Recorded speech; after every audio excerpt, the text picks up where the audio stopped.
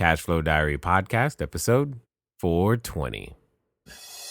Welcome to yet another exciting episode of the Cash Flow Diary Podcast, the podcast that teaches you insider tips, tactics, and strategies for creating leverage streams of cash flow into your life. Learn from top-performing entrepreneurs, business owners, investors, and thought leaders from across the globe as they share their secrets to success. Like what you learn on this and other Cash Flow Diary podcast episodes? Go to learninvestingnow.com and sign up to receive powerful tips and information that will help you succeed as an entrepreneur and investor. Now, here's your host, investor, entrepreneur, business owner, educator, speaker, author, and master facilitator of Robert Kiyosaki's cash flow game, Jay Massey.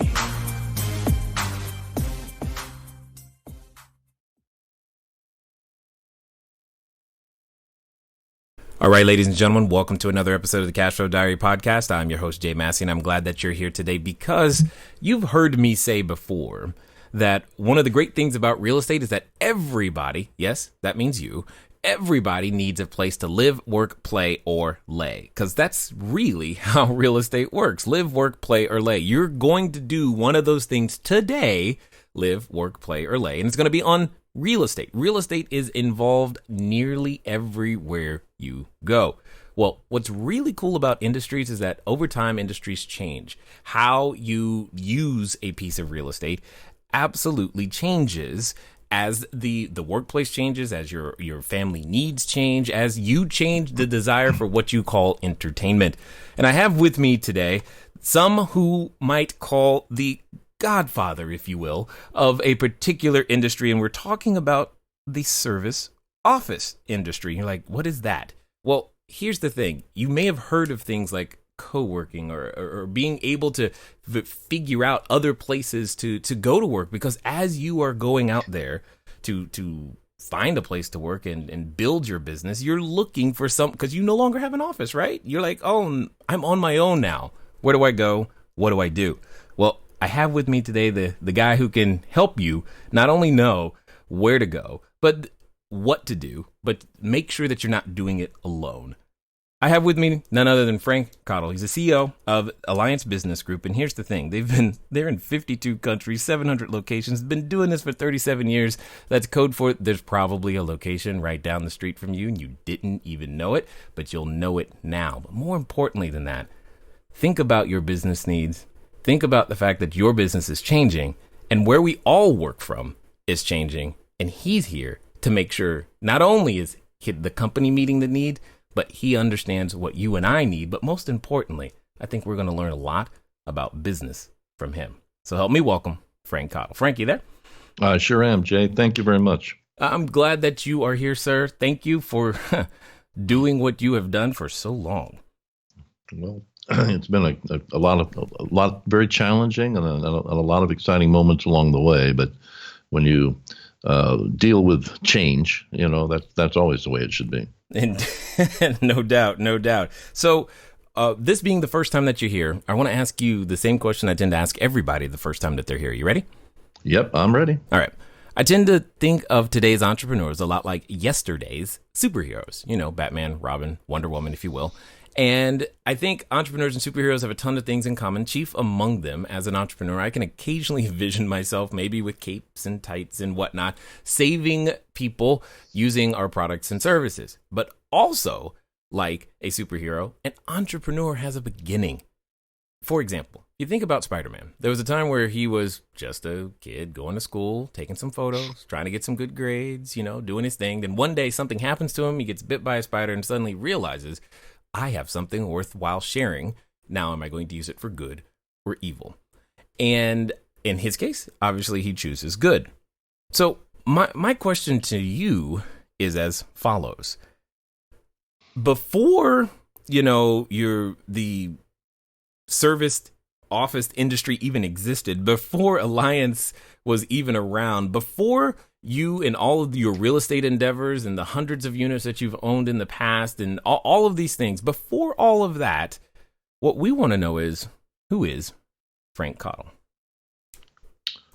Oh, gosh, I'm from Newport Beach, California, so I'm just a local surfer made good. I think I was asked to leave my first college, or asked not to come back, I guess. So I fall into that dropout category. And started my life just before I got married as a commercial diver, doing some interesting work. And you never want to be a commercial diver doing what they call interesting work. And I did that for a couple of years, and then moved on to the yachting industry, raced large sailboats and built and brokered large yachts around the world for about a decade. And during that time, I met, I was very fortunate. I was a 20-something and able to live with my client base, which were very, very, very successful and wealthy. And understanding their lifestyle and what they kind of had done right and wrong, I woke up one day in the brokerage and I said, damn, I'll never be an owner as long as I'm a broker. And that epiphany caused me to sell out of that company, to move on from that company and start my own company, which we did in 1979. And that's what we decided we want to be in the commercial real estate business. And I liked land banking. So our first venture in this industry, really, we built our own buildings and then plugged business centers into those buildings. And we did that for about 10 years, between 80 and 90, and built a large number of projects across the southwestern United States. And that's where we learned how to run business centers, serviced offices, co-working centers, we call them today, all variety of different types of real estate. And I think the high-level issue is we wanted to change the way people worked. Yeah. We didn't think the old model made a lot of sense. Hold on. You said you didn't think the old model made a lot of sense? And when was this? Yeah. This was like 1979, 1980. Okay. I mean, I'm saying when you say old model, I know some people listening. They weren't born then. I know. Right. Yeah, exactly. But it's like, if you think about it, let's use a very common term. We've all heard the term landlord. How old is that? Landlord. Medieval times. Okay. I think. Yeah. Like think of serfs and fiefdoms and things of that nature. And when you look at the real estate industry and the way people use real estate industry, have you ever walked into a large corporate office somewhere and you look around and you see big offices? They're very nice. How many of those offices are actually empty, where the person's not at their desk? If they're the sales office, I hope they are all empty.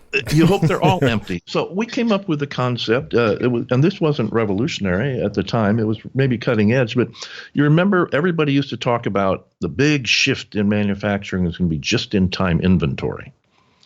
And today, in just-in-time services, Amazon's a perfect expression of that concept. I needed dog food yesterday. I ordered it yesterday. It arrived today.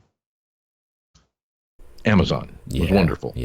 Just in time. Well, we decided that real estate should be delivered just in time with that same level of flexibility as inventory in the manufacturing process was starting to be done in the 80s as well.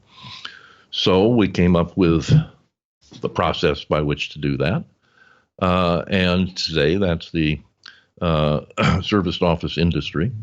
Which includes classic business centers, co-working centers, incubators, accelerators, logistics centers, media centers, all variety of shared facilities that combine people, place, and technology into a single bundled service, people, place, and technology, that's delivered with a highly flexible service agreement. Throw that old lease out. Get rid of it. Do you know what you're going to be doing 5 years from now? 10 years from now? Let's go with tomorrow. Tomorrow? Okay. Then I don't think you want to sign a 10-year lease. Right. It doesn't make sense for businesses anymore. Do you know who you're going to employ tomorrow? No. Okay. Contracting, gig economy, all these things that are huge trending waves. that's the way we're going in the future. And we happen to be lucky enough to be part of the industry that created the just-in-time structure that really allows things like the gig economy to occur. Yeah, and you know what I mean, that without that, I don't know that companies like ourselves would even functionally be around, because there are some people that I have working for me that I've physically never met. And what's amazing to me right now is how you saw that back then being 1980, 80s, anything. Like, how do you see that? How did you have that vision? Because that's amazing to me right now, and I'm trying to wrap my brain around it, and it's not getting there yet. Well, we weren't the first. I mean, you think of things that have been shared. We could find examples as we looked back of shared economies and shared structures. Think of the guilds in the Middle Ages and the Renaissance. Okay. Think of a hospital. Where you've got all sorts of equipment, or a clinic where different doctors are sharing different pieces of equipment in different specialized rooms just when they need them for a specific appointment. You've got any variety of structures where there's a combination of services provided, and everybody doesn't just have to provide it on their own. So I don't think the concept of sharing or the concept of utilizing things as needed was new. I think the application of it towards the business, the way we and many other very successful companies have created it, though, has had a huge impact. And other things have had an equally huge impact on us, technology. What allows you to work independently like you do? It's that funny, smart instrument you carry around in your pocket. There's all sorts of things like that pop up. But hold on. That little instrument wasn't in my pocket in 1980. I mean, what I'm saying is I hear what you're saying, but I think there's a certain amount of vision. There's a certain amount of I'm like, come on, man. I mean, those things weren't there. It wasn't as easy to go, yeah, of course. Actually, in our first center, you'll laugh at this. We had a number of financial institutions in one of our very first centers. We actually had a teletype. And I don't think anybody today's even seen a teletype. No. But things like faxes were revolutionary technology back then.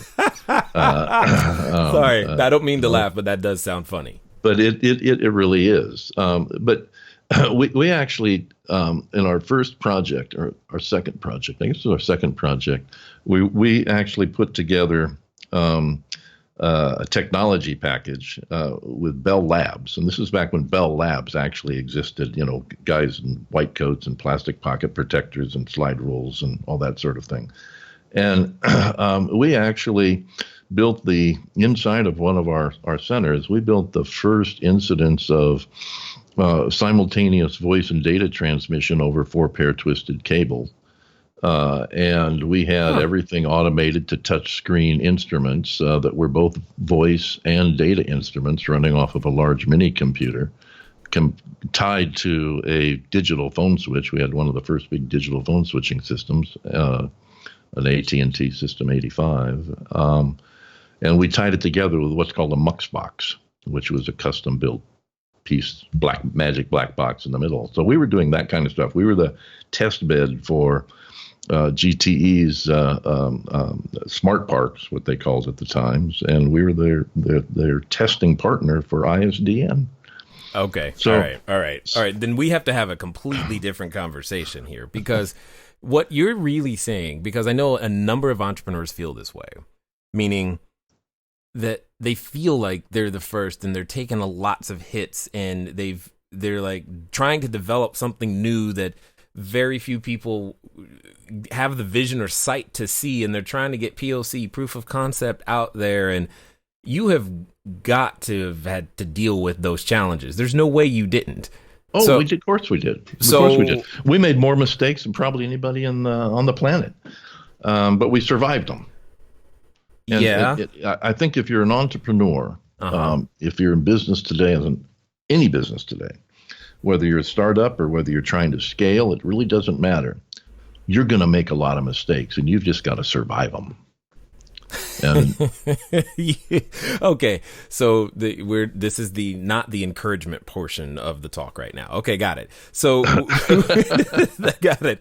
But because when you say, first of all, a lot of people have a negative neuroassociation or just the idea of a mistake. I mean, our education system doesn't reward those who make mistakes, if you get my meaning. So, but you're literally saying go make a mistake and hold on for dear life. That's what I'm in. That's what I'm hearing. I really think so. It's like, I guess it's like if you're gambling. Okay. If you're on a run and it's running good, well, keep it running. But if you do something and it turns bad, get out real fast. Get out real fast. Most people know they're making a mistake, or they think they might be making a mistake, or they're afraid they've made a mistake, and they worry about it, and they ponder it, and they try and fix it in little incremental pieces. They should just get out. Well, but there's also the person who's worried about, they haven't even done anything, and they're so concerned about making a mistake that they don't start. Well, that's the person we're going to hire. Ah, got it. Okay. Yeah, and I hate to be as direct as that, but the reality is some people are entrepreneurs and some people are not. There's always someone that blazes the trail. There's always someone that has not necessarily the intellect or the vision, but the will to do something. And oftentimes having the will to do it is as important, maybe more important, because you're going to run into problems, than having the idea. Interesting. So the idea then, it didn't bother you, quote unquote, that there wasn't this proven path already laid down? Because there's a number of people that I run into today who are wanting to break into entrepreneurship. And it's kind of, a lot of our training products are centered around helping them do that. But they're always looking for the smooth road to build their thing. And I don't, sometimes it feels like I'm like trying to tell them the road, that's kind of how it is. There isn't a smooth road ahead. And that's kind of what I hear you saying. Hey guys, thanks for listening as always, and I'm glad that you continue to support with each and every download and subscription and share. One of the things that I want to ask you though is, where are you listening to me from right now? I know some of you, maybe you're on a treadmill, maybe you're washing dishes, maybe you're walking that dog, and some of you are actually in a vehicle driving right now. One of the fun things that you can do to get some of your time back is begin to living a car-free existence. But even then, it can be a little complicated. So one of the things that I want you to do is I want you to go over to Zipcar. Go to joinzipcar.com/cashflow diary. It's a way that I am able to still go get a car just for a few hours, very, very simply, so that if I have a lot of errands to run and sheets to drop off and running to the short-term rentals, or if I just want to go for a long trip up to LA and back, etc., I can rent a car for a very, very short period of time. And the cool part is I don't even have to pay for any gas. Again, go to joinzipcar.com/cashflow diary. Well, it's not always going to be smooth. Sometimes it's better to be lucky than smart. So sometimes you will find that the road is smooth, but don't expect it's always going to be smooth. I mean, just look at, since we've started this company in this industry, think of the number of political changes, recessions, geopolitical changes that have gone on. Right. Everything from gas crises to flip-flops in government structures to I don't know how many recession periods and inflationary periods.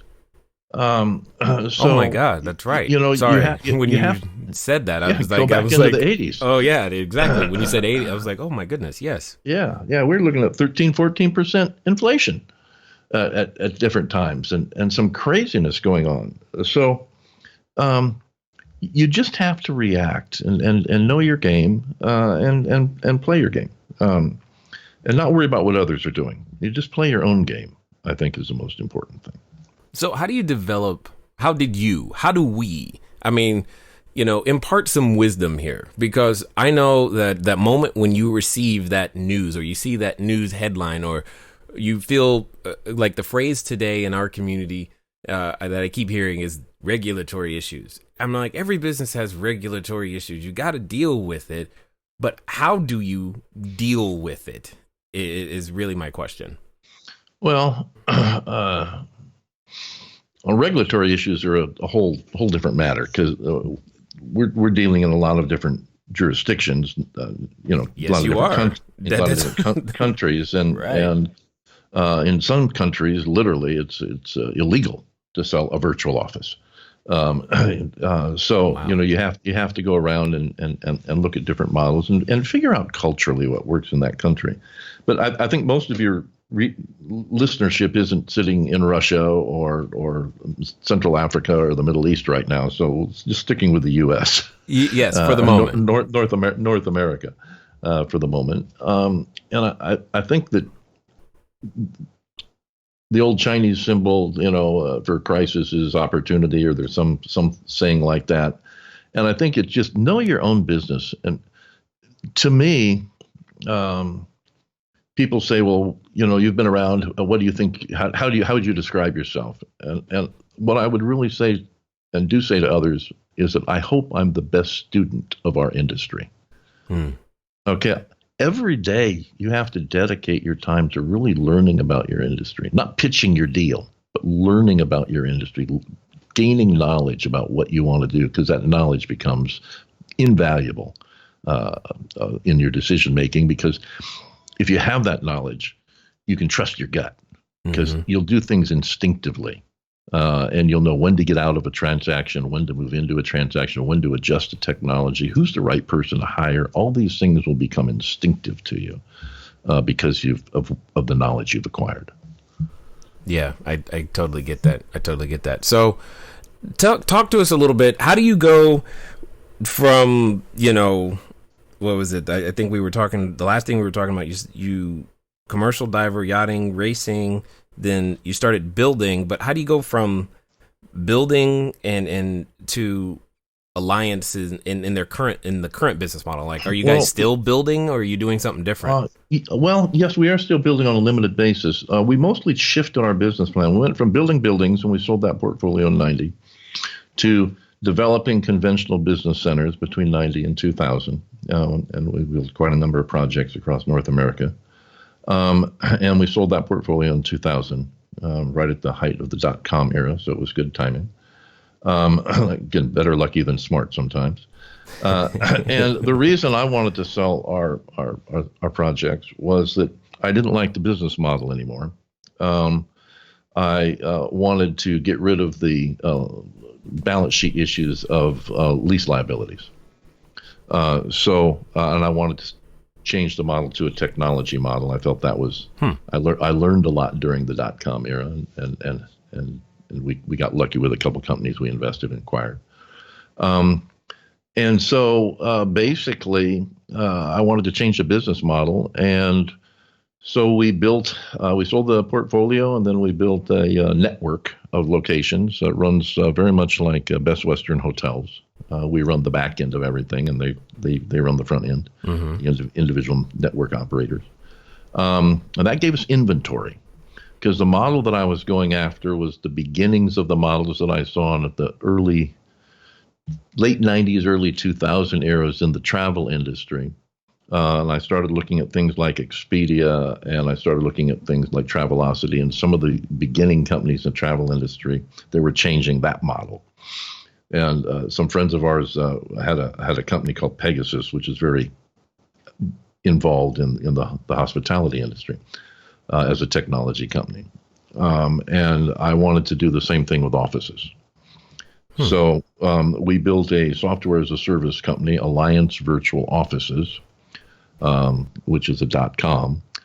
We built a software as a service company that basically wholesales office space, virtual office space, telephony, live reception services, meeting and reservations and booking services for meeting rooms and conference rooms and things. The same way travel is sold. So today you can log into one of our websites, of which we have a variety of different brands around the world. And you can log into one of our websites like Alliance Virtual Offices, and you can open 10 offices in 10 countries in 10 cities in 10 minutes. I just made that rule of 10 up. So there you go. Sounds good. Sounds global good. Expansion at the speed of light. Expansion. And, every company today, your company, you mentioned many of your employees are virtual. Almost every company today is international.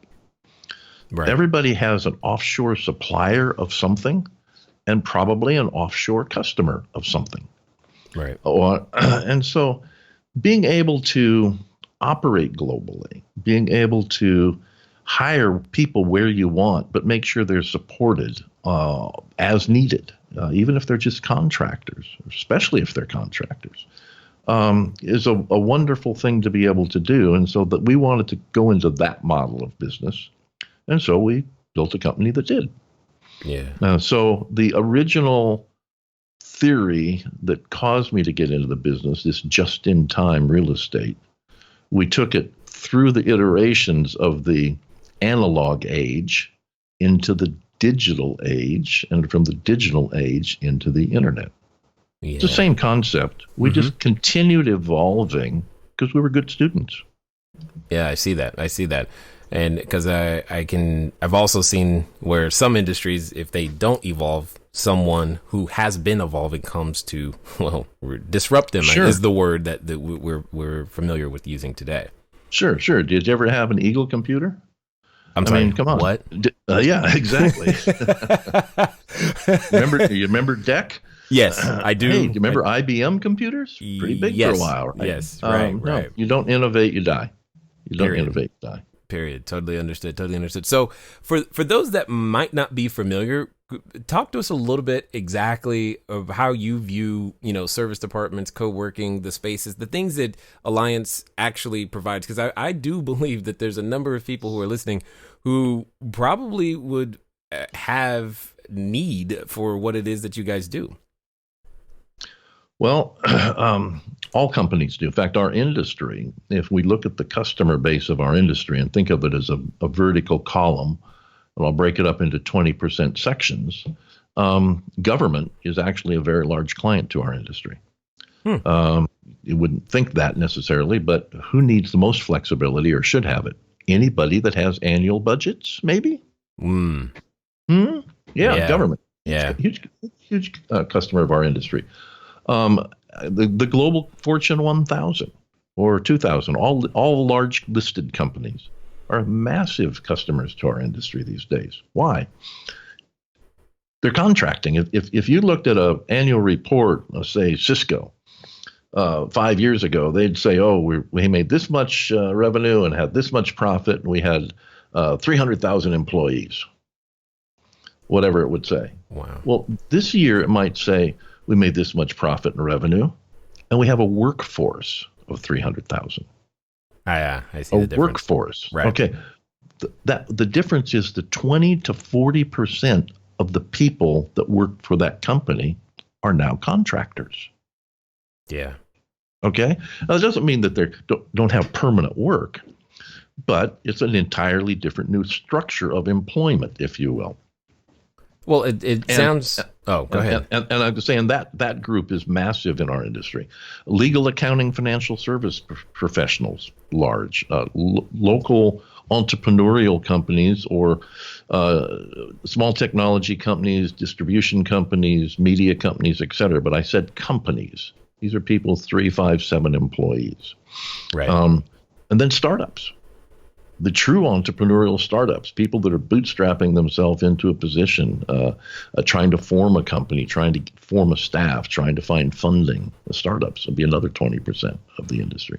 So there truly is, today we service anyone that works and every company that generates revenue and government worldwide. Yeah, no, I totally get that. It's just, it it's a more efficient way of using resources, the limited resources that a company might have, but also you're making the use of the space more significantly more efficient. So I get it. I like it.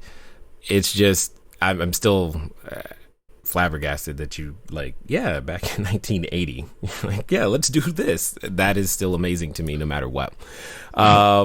So at the end of the day, though, the fact remains, you guys have done so. You've been doing it for quite some time, and that's what's impressive.